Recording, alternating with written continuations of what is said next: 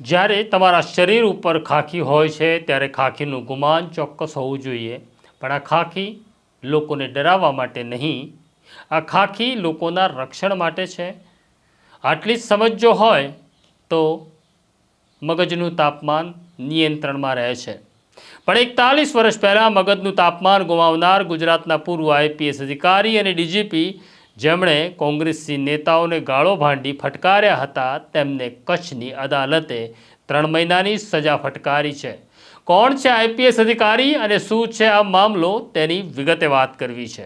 વૈષ્ણવજન તો તેને કહીએ જે પીડ પરાઈ જાનાને રે. નમસ્કાર, નવજીવન ન્યૂઝમાં તમારું સ્વાગત છે અને હું છું તમારો પ્રશાંત દયાળ.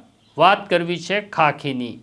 ખાખી રંગ એટલે લોકોના રક્ષણ માટેનો રંગ, પરંતુ કેટલાક લોકોને ખાખીનું ગુમાન થઈ જાય છે. અને ખાસ કરી જ્યારે આ ખાખી કપડાં ઉપર, ખાખી યુનિફોર્મ ઉપર અશોક સ્તંભ લાગે ત્યારે એવું લાગે છે કે તેઓ આ દેશના રાજા છે. હા, હું વાત કરી રહ્યો છું આઈપીએસ અધિકારીઓની. આઈપીએસ અધિકારીઓને ક્યારેક એવું લાગે છે કે આ દેશના રાજાઓ, આ દેશના વડા તો અમે છીએ, અને ત્યારે આ આઈપીએસ અધિકારી પોતાનું પ્રમાણભાન ગુમાવે છે. એવા કેટલાય અધિકારી છે કે જેમણે ખાખીનું માન સાચવ્યું છે, ખાખીની શાન વધારી છે, ખાખીની આન વધારી છે. એવા કેટલાય અધિકારીઓ છે જેમણે ખાખીને કલંકિત કરી છે અને એવા કામ કર્યા છે કે લોકો ખાખીને તિરસ્કારતા થયા છે. એક સમય હતો, એક જમાનો હતો જ્યારે આઈપીએસ કુલદીપ શર્માનું નામ બહુ આન, શાન અને બાનથી લેવામાં આવતું હતું. બહાદુર અધિકારીઓમાં તેમની ગણના થતી હતી. તેમનો કાર્યકાળ કચ્છમાં લોકો વખાણતા હતા. પણ આ જ કાર્યકાળ દરમિયાન 1984માં એટલે કે 41 વર્ષ પહેલાં એક ઘટના થાય છે. કુલદીપ શર્મા કચ્છના ડીએસપી તરીકે ફરજ બજાવતા હતા ત્યારે કોંગ્રેસી નેતાઓ સામે એક ફરિયાદ થઈ હતી. અને આ કોંગ્રેસી નેતાઓ પોતાની વાત મૂકવા માટે ધારાસભ્યની સાથે કચ્છની એસપી ઓફિસમાં જાય છે.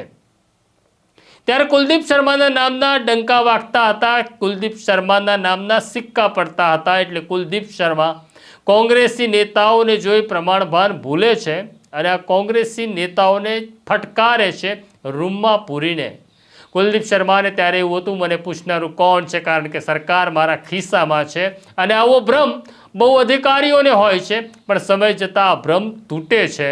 અને જ્યારે ભ્રમ તૂટે છે ત્યારે આ આઈપીએસ અધિકારીની આસપાસ તેમની સલામી લેનાર કે સલામી કરનાર કોઈ હોતું નથી.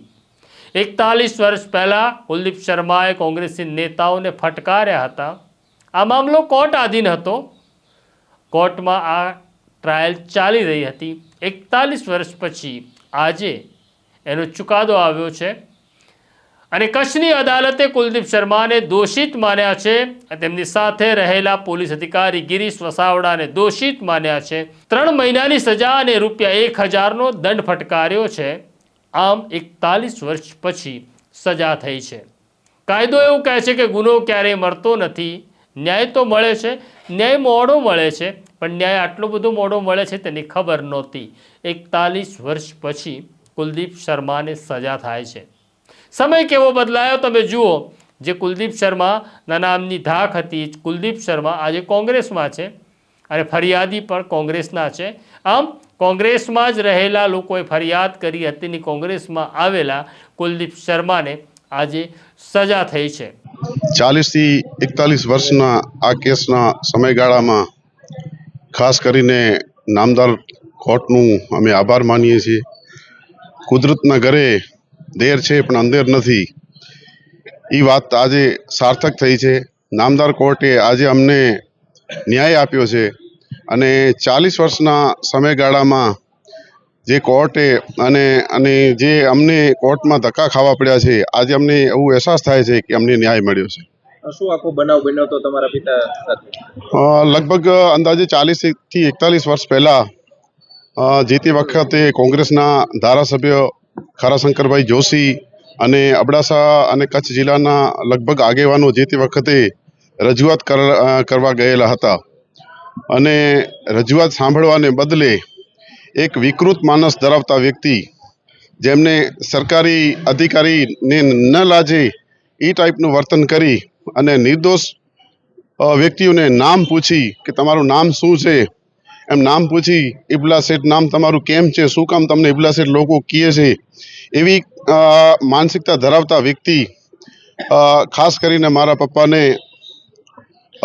એક રૂમમાં ગોંધી રાખ્યો અને જે તે વખતે વગર ગુનાએ કોઈ કારણ વગર નિર્દોષ વ્યક્તિને જે રીતે માર્યો એની સજા આજે એને મળી છે અને આભાર માનીએ છીએ અમે કોર્ટનું કે નામદાર કોર્ટે આજે અમને ન્યાય આપ્યો છે. આ કેસમાં કોણ કોણ આરોપી છે ને કેટલા સમયની સજા એને કોર્ટે આજે મને જાણવા મુજબ અંદાજે 2 આરોપીઓ છે. એક તો આ કુલદીપ શર્મા અને બીજો વસાવડા કરીને છે. 2ને કોર્ટે 3 મહિનાની સજા અને કંઈક 1000 રૂપિયાનો દંડ ફટકાર્યો છે. કેટલાક દર્શકોને ખબર નહીં હોય, કુલદીપ શર્માના ભાઈ પ્રદીપ શર્મા જે લાંબો સમયથી જેલવાસ ભોગવી રહ્યા છે, આ બંને સગા ભાઈઓ છે. પ્રદીપ શર્મા આઈએએસ અધિકારી હતા, કચ્છમાં પણ તેઓ કલેક્ટર રહી ચૂક્યા હતા. તેમની ઉપર ભ્રષ્ટાચારના આરોપ લાગ્યા, વિવિધ પ્રકારના કેસ થયા. તેની પાછળનું એક કારણ માત્ર તેમની સામે લાગેલા આરોપો નથી, પણ પ્રદીપ શર્મા જે એક સમય નરેન્દ્ર મોદીની ગુડબુકમાં હતા, તેમણે નરેન્દ્ર મોદીને સળી કરવાની ગુસ્તાખી કરી. કયા પ્રકારની સળી કરી તે બધા જ જાણે છે, તેની વાત અત્યારે કરતા નથી. પણ હવે પ્રદીપ શર્મા પછી વારો કુલદીપ શર્માનો આવ્યો છે. જોઈએ સરકાર હવે શું કરે છે. તો આ સ્ટોરી તમને કેવી લાગી અમને કોમેન્ટ બોક્સમાં જરૂરથી લખજો. અમારી સાથે વાત કરતા રહેજો. અમે તમારો અવાજ છીએ, નવજીવન ન્યૂઝ છીએ.